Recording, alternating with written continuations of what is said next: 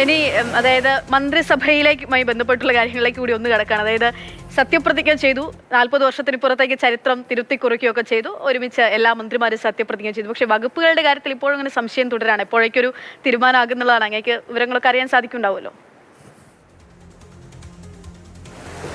എനിക്കതിനെക്കുറിച്ച് ഇപ്പം അറിവില്ല. അത് പെട്ടെന്ന് വേണ്ടതില്ലേ? അതായത് എല്ലാം തിരുത്തി എല്ലാം വേഗത്തിലാക്കുമ്പോൾ അത് ഈ പറയുന്ന പോലെ ഒരു വലിയ ചർച്ചയായി മാറുന്നുണ്ട്. എന്തുകൊണ്ട് ഇത്രയും മണിക്കൂറുകളായിട്ടും വകുപ്പുകൾ തീരുമാനമാകുന്നില്ല? അതൊക്കെ ശരിയായിക്കോളും. നിങ്ങൾ ആങ്ഷ്യസ് ആവായിരുന്നാൽ മതി. ഇതൊക്കെ കോൺഗ്രസ്സിൽ ഇതെല്ലാം ഇതിൻ്റെ അപ്പുറം നടന്നിട്ട് ഒരു പ്രശ്നമില്ലാതെ പോയിട്ടുണ്ട്.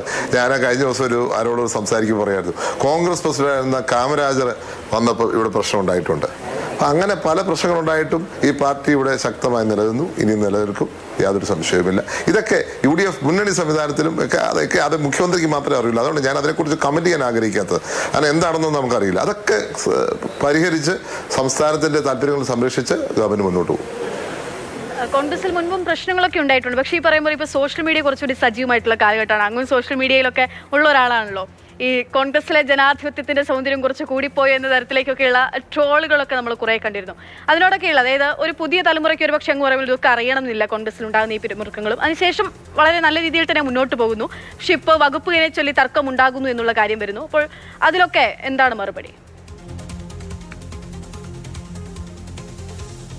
വകുപ്പുകൾ തർക്കം ഉണ്ടാവുന്നൊക്കെ അതൊക്കെ ഒരു മുന്നണിയല്ലേ.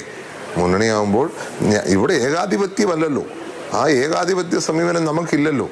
UDF എന്ന് പറഞ്ഞാൽ ജനാധിപത്യപരമായി പ്രവർത്തിക്കുന്ന സംവിധാനമാണ്. ജനാധിപത്യം എന്ന് പറഞ്ഞാൽ എന്താ, എല്ലാവർക്കും അഭിപ്രായമുണ്ട്. അപ്പൊ ജനാധിപത്യ മുന്നണിയിൽ എല്ലാവരും അഭിപ്രായം കേൾക്കണം.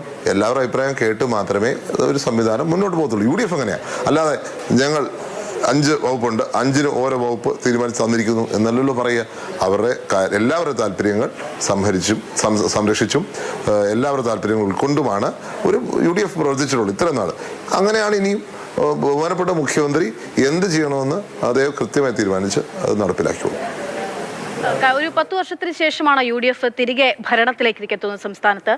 അപ്പോൾ നിലവിൽ തന്നെ തുടക്കത്തിൽ തന്നെ മുഖ്യമന്ത്രി പറഞ്ഞ പലതും പഴയ സർക്കാരിനെ, പിണറായി വിജയൻ സർക്കാരിൽ നിന്നും മാറ്റണമെന്ന് ജനം ആഗ്രഹിച്ച കുറെ കാര്യങ്ങളായിരുന്നു. ഈ സർക്കാർ എങ്ങനെയായിരിക്കണം, അതായത് പ്രധാനമായി ഈ സർക്കാർ എങ്ങനെ പ്രവർത്തിക്കണം എന്നുള്ളതാണ് അങ്ങയുടെ ആഗ്രഹം?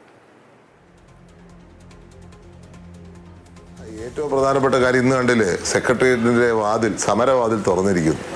ഇതാണ് ഓപ്പൺ അപ്രോച്ച്, ട്രാൻസ്പെറന്റ് അപ്രോച്ച്. അത് തന്നെ ആയിരിക്കണം മുന്നോട്ടും. ആ ട്രാൻസ്പെറന്റ് അപ്രോച്ചിൽ മുന്നോട്ട് പോയാൽ നാടിന് വലിയ ആശ്വാസമാണ്, നാടിന് വലിയ നല്ല കാര്യമാണ്. ബഹുമാനപ്പെട്ട മുഖ്യമന്ത്രിയുടെ ഒരു തുറന്ന നിലപാട്, അദ്ദേഹത്തിൻ്റെ ഒരു സമീപനം, അദ്ദേഹം ഉമ്മൻചാണ്ടി പ്രവർത്തിച്ച പോലെ തന്നെ പ്രവർത്തിക്കുന്ന വിശ്വാസം ജനങ്ങൾക്കുണ്ട്. ആ പ്രതീക്ഷ നിലനിർത്തി തന്നെ അദ്ദേഹം മുന്നോട്ട് ആ ഒരു ട്രാക്ക് റെക്കോർഡിൽ തന്നെ പോകും. അപ്പോൾ ആ ട്രാക്ക് റെക്കോർഡിൽ പോകുമ്പോൾ ബാക്കിയെല്ലാം അപ്രസക്തമാണ്. ആരായില്ല, ഏത് വകുപ്പാണ് എന്നുള്ളതല്ല. ഇവിടെ ഗവൺമെന്റ് ഒന്നിച്ച് ഒരേ മനസ്സോടെ ജനങ്ങളോടൊപ്പം നിൽക്കുന്നുണ്ടോ, ജനങ്ങൾക്ക് ചെവി കൊടുക്കുന്നുണ്ടോ, ജനങ്ങളുടെ പ്രശ്നങ്ങൾ പരിഹരിക്കുന്നുണ്ടോ, അതാണ് ചോദ്യം. ആ ചോദ്യങ്ങൾക്ക് മറുപടി എന്താണ്? മറുപടി പോസിറ്റീവ് ആണെങ്കിൽ ജനാധിപത്യത്തിന്റെ സൗന്ദര്യമായി അത് ശരിക്കും തുടരും.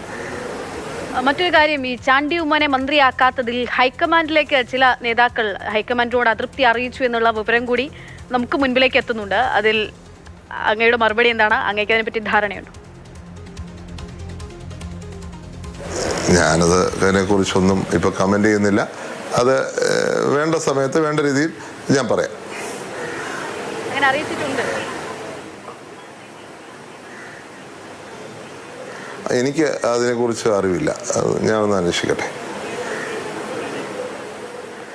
ഇന്നലെ AK ആന്റണി ഉൾപ്പെടെയുള്ള മുതിർന്ന നേതാക്കളെയൊക്കെ അങ്ങ് കാണുകയൊക്കെ ചെയ്തിരുന്നു. അപ്പോഴും ഈ വിഷയം തന്നെയായിരുന്നു ചർച്ചയായി ഉണ്ടായിരുന്നത്. ചാണ്ടിയെ മന്ത്രിയാക്കാത്തതിൽ ആണോ എന്നുൾപ്പെടെയുള്ള ചർച്ചകൾ തുടർന്നിരുന്നു. ഇന്നലെ അതൊക്കെ ചർച്ചയായിരുന്നു അദ്ദേഹത്തിന്റെ ഭാഗത്തു നിന്നൊക്കെ. നേരത്തെ ഞാൻ ചോദിച്ച ഈ മുതിർന്ന മഹാരഥന്മാരുടെ മക്കളൊക്കെയും ആയപ്പോൾ അത് ആയതിനെ കുറ്റപ്പെടുത്തുകയല്ലേ ചെയ്തത്. അങ്ങനെ ആകുന്ന സമയത്ത് ചാണ്ടി ഉമ്മനും ആ ലെഗസിയും നിലനിർത്തേണ്ടതായിരുന്നില്ലേ, ചാണ്ടി ഉമ്മനും വേണ്ടിയിരുന്നില്ലേ എന്നുള്ളതായിരുന്നു. അല്ല, ഇതിനകത്തെ ചില കാര്യങ്ങളെല്ലാം ഞാൻ പിന്നീട് പറയുന്നതായിരിക്കും.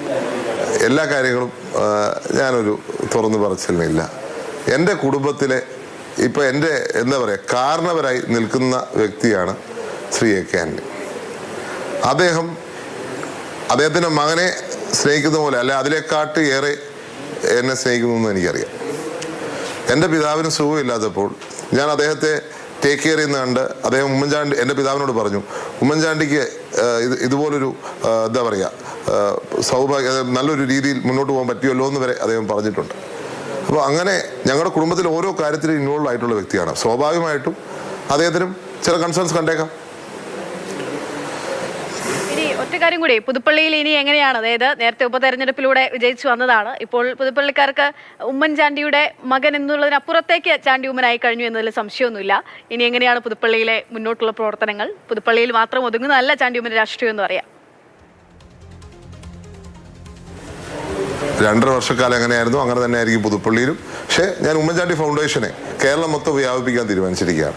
ഇന്ന് തിരുവനന്തപുരത്തെ മീറ്റിംഗ് നടന്നു. അത് വളരെ സജ്ജമാക്കി കൊണ്ടുപോകാൻ തീരുമാനിക്കുകയാണ്. 140 മണ്ഡലങ്ങളിലേക്കും ഈ പ്രവർത്തനം വ്യാപിക്കാൻ. പുതുപ്പള്ളി മാത്രമായിരുന്നെങ്കിൽ ഇനി 140 മണ്ഡലത്തിലും ഉമ്മൻചാണ്ടി ഫൗണ്ടേഷൻ വ്യാപരിക്കാൻ പോകുന്നു. ഉമ്മൻചാണ്ടി ഫൗണ്ടേഷൻ്റെ പ്രവർത്തനം പക്ഷേ സമയമെടുക്കും. ഞങ്ങൾ ആ ഒരു പ്രവർത്തനത്തിലേക്ക് തുടങ്ങുകയാണ്. അത് ആളുകളെ സഹായിക്കാൻ വേണ്ടി 140 മണ്ഡലത്തിലും ഒരു ഉമ്മൻചാണ്ടി ഉണ്ടാവണം എന്നുള്ള ആഗ്രഹത്തിൽ, അല്ലെങ്കിൽ ഉമ്മൻചാണ്ടിയെ പോലെ ഒരാളുണ്ടാവണം എന്നുള്ള ആഗ്രഹത്തിൽ നമ്മൾ മുന്നോട്ട് പോകും. മറ്റൊരു കാര്യം, അതായത് അങ്ങേക്ക് വേണ്ടി സംസാരിക്കുന്നു, അങ്ങേക്ക് വേണ്ടി തെരുവിലേക്ക് ഇറങ്ങുന്നു, അത് പറഞ്ഞ് നമുക്ക് അവസാനിപ്പിക്കാം. ആളുകളോട് എന്താണ് പറയാനുള്ളത്? അവരിപ്പോൾ ആ ചേട്ടനൊക്കെ അവിടെ സമരം തുടരാന്നാണ് പറയുന്നത്. അവരെയൊക്കെ നമുക്കൊന്ന് അനുനയിപ്പിക്കണ്ടേ? എന്താ പറയുക, അത് പറഞ്ഞ് നമുക്ക് നിർത്താം. ഞാൻ അദ്ദേഹത്തെ കാണാൻ ഇപ്പോൾ അങ്ങനെയാണെങ്കിൽ ഞാൻ അങ്ങോട്ട് നേരിട്ട് പോവുകയാണ്. അദ്ദേഹം അവിടെ ഇരിപ്പുണ്ടെന്നുണ്ട്, ഞാൻ അദ്ദേഹത്തെ അവിടെ പോയി അദ്ദേഹത്തെ പിന്തിരിപ്പിക്കുന്നതായിരിക്കും. അങ്ങ് മന്ത്രിയാകാത്തതിൽ നിരാശപ്പെട്ടിരിക്കുന്ന ആളുകളോട് ആരും വിഷമിക്കേണ്ട. മന്ത്രി പദം എന്നുള്ളത് ഒരു അനിവാര്യതയല്ല, ജനങ്ങൾക്ക് വേണ്ടി പ്രവർത്തിക്കുന്നതാണ് അനിവാര്യത. അത് ഞാൻ മന്ത്രി അല്ലെങ്കിലും ഞാൻ അതേപോലെ തന്നെ പ്രവർത്തിക്കും. എൻ്റെ നാടിന് വേണ്ടി, എൻ്റെ ജന്മനാടിന് വേണ്ടി, എൻ്റെ മലയാളത്തിന് വേണ്ടി ഞാൻ എന്നും കാണും എന്ന് എനിക്ക് പറയാനുള്ളൂ. സ്ഥാനമല്ല, നിങ്ങളുടെ മനസ്സിലെ സ്ഥാനമാണ് എനിക്ക് വരുന്നത്. പിന്നീട് പ്രതികരിക്കാമെന്ന് പറയുന്നത് അടുത്തൊക്കെ പ്രതീക്ഷിക്കാവുന്നതാണോ? നേരത്തെ പറഞ്ഞ കാര്യങ്ങൾ, കുറച്ച് കാര്യങ്ങളുണ്ടല്ലോ, അതോ കുറെ കഴിഞ്ഞിട്ടോ എന്നാണോ?